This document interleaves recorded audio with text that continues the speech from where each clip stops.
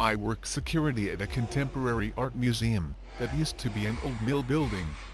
This place is huge and there's a lot of undeveloped space that has that creepy mill vibe.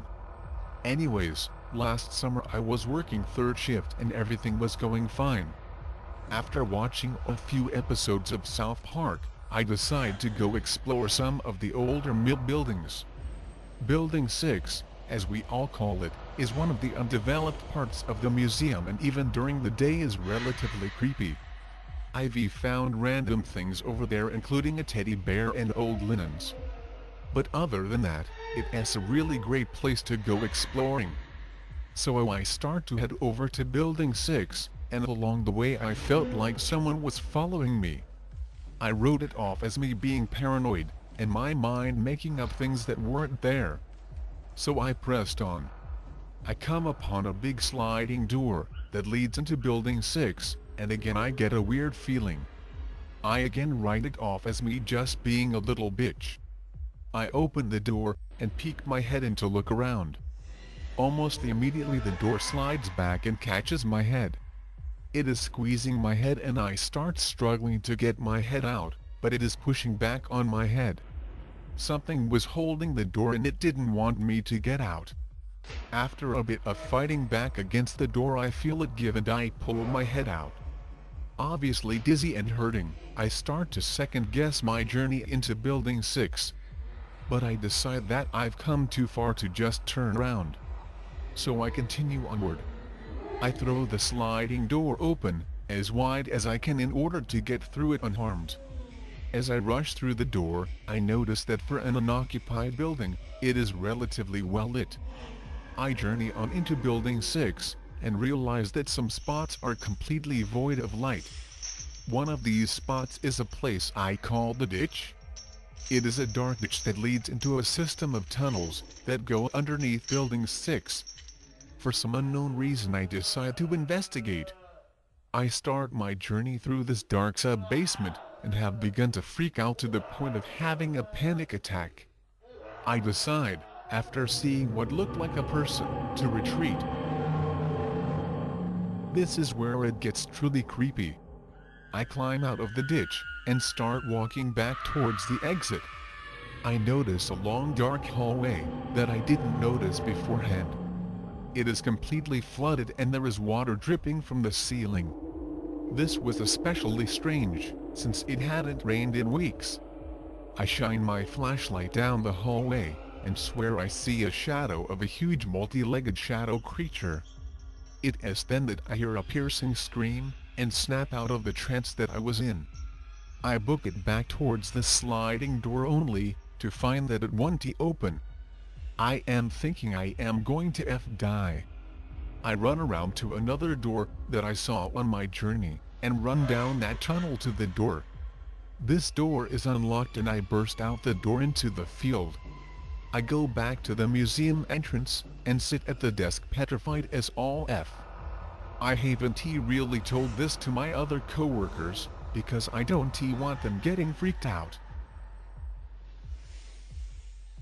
From 2008 to November 2012 I worked as the full-time computer tech at a primary school K-12 lot. It was well known for being hundreds of years old and very creepy. The site manager who looked after their grounds wouldn't be there by himself after hours, unless there was a break-in or some other kind of emergency.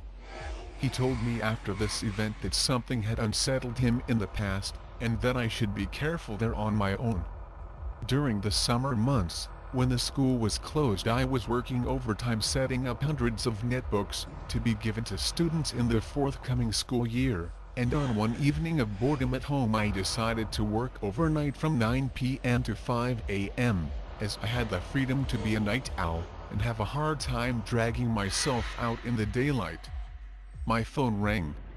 My desk phone rang. My internal calls only desk phone rang. Now I am used to this phone ringing throughout the day, when I work usual hours, so my arm shot to the phone, and lifted the handset with the efficiency of 3 years worth of muscle memory. In the 1 second that it took to lift the handset to my ear, my brain had chance to figure out that this phone should most decidedly not be ringing at 2:30 in the morning, and secondly that I am the only person in the school tonight. Silence. I could hear nothing but a ticking clock. It sounded to be some distance away from the handset, and was most likely a wall clock in a classroom. I then heard something unmistakable, a passing car. This led me to believe that this call was coming from a classroom on the second floor closest to the one road that passes by the school. A quick check of the incoming call extension revealed me to be correct number 143. I went to check it out.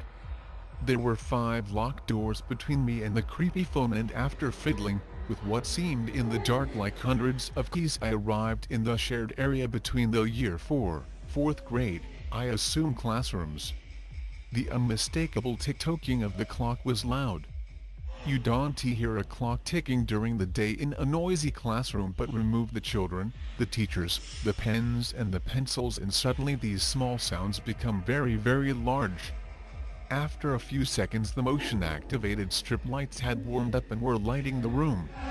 The light stunned me a little, but even so it was obvious that the phone was off the hook and placed neatly beside the dock. I picked up the handset and noticed that the battery was super low. I assumed it had been left on the work surface since before end of term and was now acting strangely due to the low power available. I have seen electronics do this before. I placed the phone in its charging dock too, which it gives me a very happy beep. I decide to return to my office.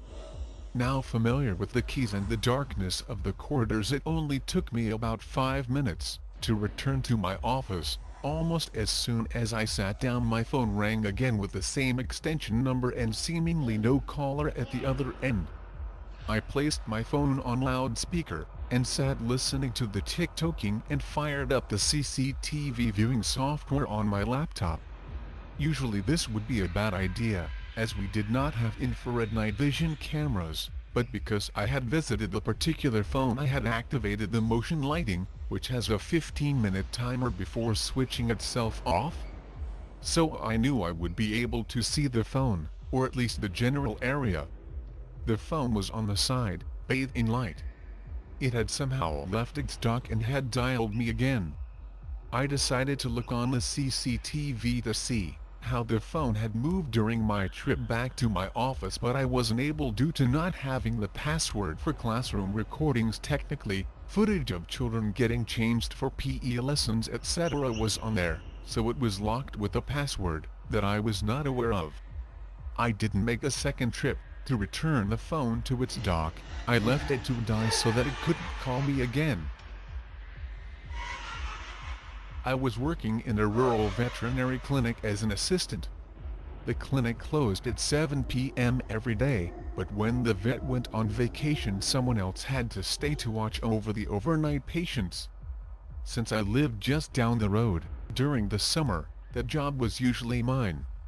One night it was just me and a guy who went to my high school. After about an hour of making out and other tomfoolery in the back room, I got up to go to the bathroom. Now, the clinic used to be an old general store, and when it was converted they made rooms, but the walls didn't reach all the way up to the top. I was in the bathroom when I felt something wet hit me over the wall. I thought the guy was just fooling around, spraying water or something. Except it was blood. I get up and immediately go to yell at him for messing with lab equipment. He is sitting right where I left him, watching TV. We get up to go check on the animals, and the wall between the bathroom and the kennels has blood dripping all the way down it. I am freaking out. The guy gets a ladder and climbs up to look at the top of the wall.